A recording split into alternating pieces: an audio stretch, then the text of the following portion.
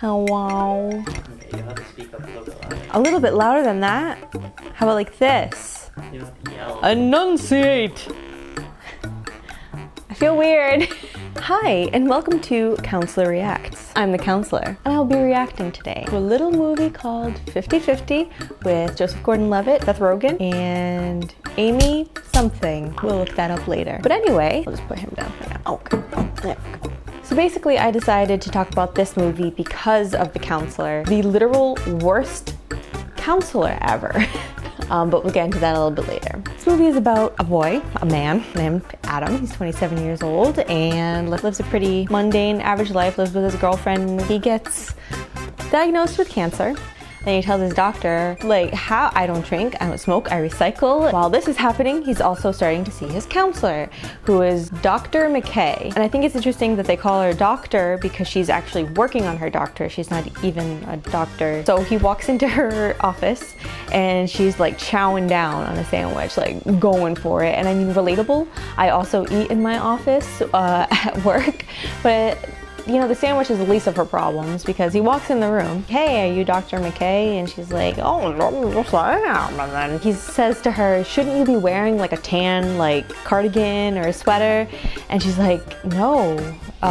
Did somebody say I look like that? Or so she's like super defensive right off the bat, which I think is kind of weird. I mean, I know they're trying to paint her as kind of like this offbeat, silly like character. She's really likable. She's just a little awkward and clunky, much like myself. But I try to keep that to a minimum with clients. So they start talking about her, and he asks her if he is her first client. She's like, no, of course not. You know, my first client, what? But come to find out, he's her third client. So I thought that was a little strange because she's working on her doctorate. 24 means that she would have gone right from undergrad to grad school, right into a doctorate program, and she must be at the beginning of her doctorate program because a master's is minimum 2 years. So she must be at the very beginning. But even then, you know, when you're in grad school and you're working towards your master's, you have internship, you have a practicum, whatever it is, you get experience, you have clients. And she is very much acting like a counselor who has never really had clients, and it is her first time face-to-face interacting with a client rather than just like role-playing in class. So this counselor, she starts off super strong, and I mean that sarcastically. She asks him, how do you feel right now? Which is kind of the cliche for all counselors. That's kind of like what people think counselors do, right? They just sit in a room and they're like, how do you feel about that? And how do you feel about that? How does that make you feel? And I guess, sure, I mean, if you want to ask somebody how they're feeling, that's, you know, that's valid. Adam answers that he's feeling kind of like numb, he's not really feeling much. And so she jumps right in with the psychoeducation, which is a great technique. You know, he's talking about like how he's kind of feeling like a sense of calm, which he feels is strange. And so she kind of jumps right in and says like, oh no, like that's totally normal. A lot of people feel that way. Psychoeducation, again, is it's a very valid technique. You know, if there's a subject that maybe your client doesn't know a lot about, really explaining it, normalizing it, letting them know like this is a normal thing. So that, I believe she did well. However, although she is using psychoeducation, which is good, she immediately goes into a calming technique. I can't remember exactly why she does this. I think it's because he's getting a little aggravated with her, and understandably, because she's acting as if they've known each other for a while or that they have a relationship built and they don't. So I think he's getting a little flustered, and she's like, oh, you know what? We should do a calming technique. And he's like, no, I'm good, I'm calm. She's like, no. We should do a calming technique. So she tells him to close his eyes, and she says, for this to work, you're gonna have to trust me. It's the first session and he doesn't know you and it's been 10 minutes. They have no therapeutic relationship, no relationship at all. Telling somebody to close their eyes, that can also be a trigger for some people. I work in community mental health. We do trauma-informed care, and basically what that means is we treat everybody as if they are coming in with a background of trauma, because most likely they are. So you have to be super aware of that stuff. You can't just tell people to close their eyes and trust you when it's the first session. So that really really irked me when I was watching that. That made no sense. Again, I know it's a movie, and just to clarify, like, these techniques are not bad techniques that she's doing. It's not that she's doing anything wrong per se. It's just that she hasn't waited any time. She hasn't built any kind of trust or relationship before she's having him do these things. And if you're using techniques in this way, they're not going to have the effect that you want. Round 2, fight.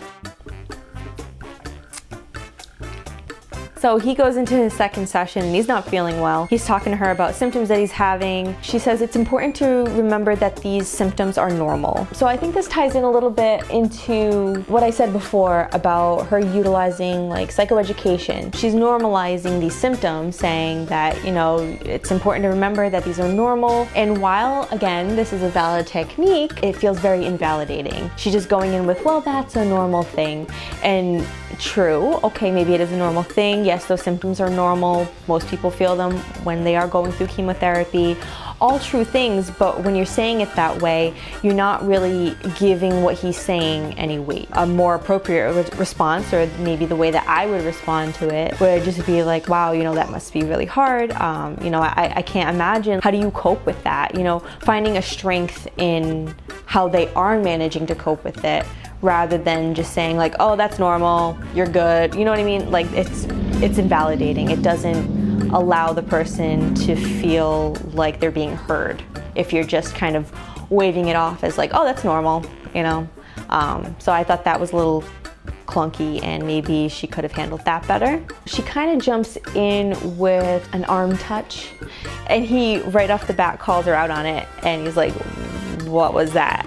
And she's like, oh, I'm trying to be like comforting, you know, like, and she's like, she puts her hand on his arm, and it's super awkward, super clunky, doesn't land, and you can tell that she's trying to like have that connection, but doesn't really quite know how to go about it. Touch in therapy can be useful. I personally try to avoid it because you don't know if people like to be touched, first of all. Maybe you know the client a little bit more. If you know their background a little bit more, maybe you can gauge that a little bit better. One thing that she actually does do pretty well at the end of the second session is she recommends some books for him to read when he goes home. Bibliotherapy, recommending books that might relate to your client or help them through a difficult situation that might be similar to theirs. You know, that's a great technique. So then he goes to the bookstore and he actually does pick up those books, which as a counselor, you know, it's like, yay, you know, they actually listen to the recommendation. That's great. So I thought that was a good thing that she did. I'm not trying to like rag on her or like say everything she does is wrong.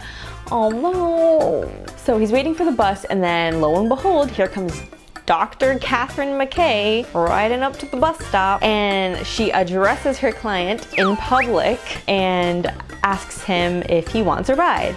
And he's like, no, I'm good. And she's like, no, I insist. And he's like, no, really, I'm fine. Wait for the bus. It's cool. She's like, I won't take no for an answer. Well, Amy, Catherine, whatever her name is. Well, Catherine, you should take no for an answer. You shouldn't be going up to your clients in public at all, ever, to just make conversation. But you should also not be asking them if they want a ride. He was waiting for the bus, he was fine, he was safe, there's no reason to get involved there. So she just kind of goes up to him, asks him if he wants a ride, won't take no for an answer, makes him get in the car. Then he's in the car and they drive away. And her car is an actual disaster. He pretends that he's not feeling well so that she'll pull over. She pulls over, and then he gets out and starts cleaning her car. So he's like throwing away all her trash, like all these food wrappers and stuff, which is so bizarre, especially since they have only had like a few sessions. I mean, never mind, strike that, because I don't think that's ever okay that this would be happening under any circumstance unless you are like a therapeutic mentor or like an in-home therapist or something where you're actually like working in the community. It's not an outpatient situation where she's, you know, breaking this confidentiality by like carting him around. But then he also gets like this weird look into her personal life that she's like a slob, but also like helps her clean her car. It just seems very weird that like she's the counselor and he's the client and this is happening. It's very bizarre. So they're in the car, they're driving to, I guess, his house, and she starts trying to like therapize him in the car, starts trying to like do therapy while they're driving along. And again, super inappropriate. Like, she's not on the clock. She's not there to like do therapy with this guy that she decided she wanted to pick up at the bus stop. It just feels very strange. And he calls her out on it as well. And he's like, are you trying to like do therapy with me right now? Like in the car?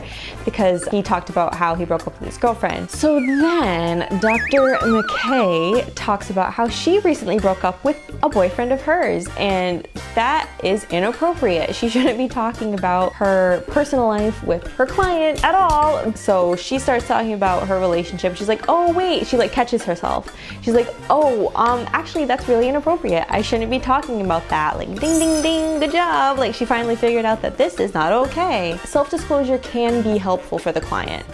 Not the way she's doing it, but it can be helpful depending on what you choose to self-disclose. It should never be a self-serving thing. Like here in the car when she's talking about, wow, I just broke up with a boyfriend. Like how is that meant to serve him as a client that she broke up with her boyfriend? It doesn't. She's just bringing this up because maybe she wants to talk about it, but that's not appropriate. She says that, she catches herself and says, oh, I shouldn't be talking about that. She goes on to say the very next second that she checks his Facebook profile every day, like her ex-boyfriend's Facebook profile every day. Again, why did Joseph Gordon-Levitt need to know this? He doesn't need to know this. After the ride in the car, to top it all off, to put like the piece de la resistance, the cherry on top, she gives him her cell phone number and she says it's for emergencies, you know, and he walks away. And again, it's like he can see through this, like this is not okay. He's like, did I just score your digits? She's like, oh, no, of course not.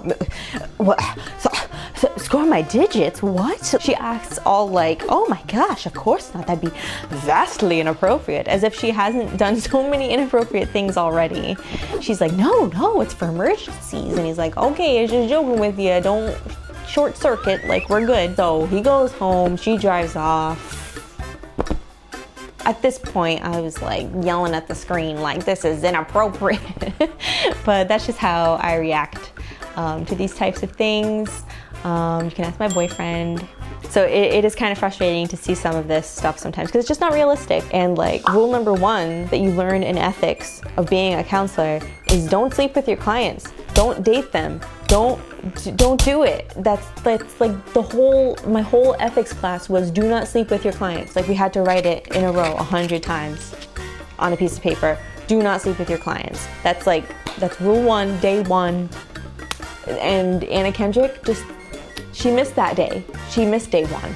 She didn't get that lesson. Another instance where maybe she would have had an opportunity to address the relationship that's going on between the two of them is when he finally does call her on her cell phone, the number that she gave him out of the blue, even though he didn't ask for it. He calls her when he's feeling really upset one night and he's talking to her and he's sad and he's like, oh, I wish you were my girlfriend. And instead of addressing it, says, girlfriends can be nice, you just had a bad one. I believe this is right before he has his surgery to remove the cancer. She doesn't address it at all. She just kind of lets it go. Maybe it's because he does have the surgery. She doesn't want to address it then. Give her the benefit of the doubt. Maybe during the next session she would have addressed it. People are going to be attracted to one another. It's not crazy that a counselor would be attracted to one of their clients, that a client would be attracted to their counselor. That's not insane. You know, we're all human. But it's what you do with that information that matters. You need to address that. You need to make sure that it's not going to get in the way of the therapeutic relationship.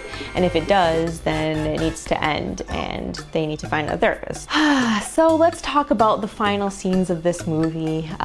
She goes and she visits him in the hospital. She goes into the waiting room and she hears Seth Rogen talking about Adam. So she's like, oh, Adam?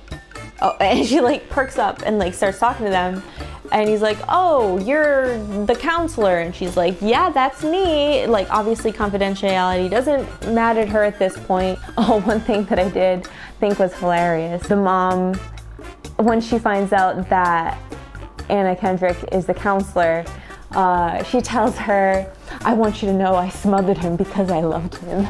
And I thought that was hilarious. And I think it actually is kind of true to how people relate to counselors in real life. You know, once they find out that you're a counselor, they start like disclosing things about themselves that maybe they wouldn't to other people. They ask like, oh, what diagnosis would you give me? Or like, oh man, yeah, I really need you. Like we really need you to like help us out, and like that kind of thing. You know, when you're not in a session, when you're not in therapy, you're not working with somebody in that way. That's not how I'm like relating to people 24/7. So after she finds these people, she goes into the hospital room to visit with him, and she sits on his bed, and then she holds his hand, and then he gets better, and then at the end of the movie they go on a date, because we all knew that was coming. We all knew that was what this whole thing was leading up to.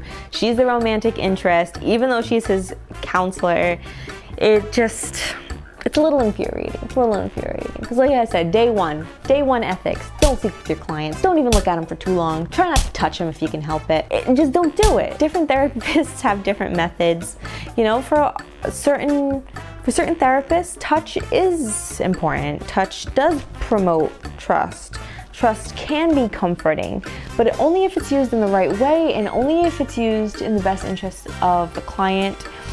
So I'm not saying that everything that she did here that maybe I don't agree with is totally wrong or, you know, horrible. Maybe some of it. It's not what I would do as a counselor. It's not what most counselors who don't want to lose their license would do. With all that being said, I really like this movie. I've watched this movie a few times. I think the most recent time being maybe my 4th time. And I like the actors that are in it. I think it's funny. I like the story. I think it's good. And I think it brings up a lot of really good points about chronic illness and about what the responsibility is of family members or significant others of people who have chronic illness. I think it horribly portrays what it is to be a counselor. I think that she did pretty much everything wrong. She did a couple of really good things, but mostly really bad things, and that's why I chose to review this movie as my first one, because this one stood out in my mind as one of the movies that I had watched and had like the most issue with the things that the counselor was doing in this movie. So yeah, that's kind of my reaction to 50-50. A good movie, but a terrible portrayal of what is okay to do when you're a counselor. Maybe she's like the poster child for like what not to do as a counselor. Maybe she should teach a class on what not to do as a mental health counselor. So I will probably be making more of these having to do with other movies that I watched that annoyed me, or even movies that maybe portray it well, if I can find any.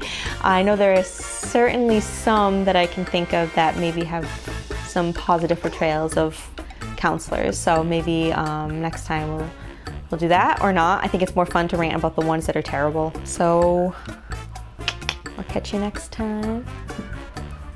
Bye. Bye-bye. Well, don't worry, I'll get heated about the counselor in this movie, and I'll talk plenty loud.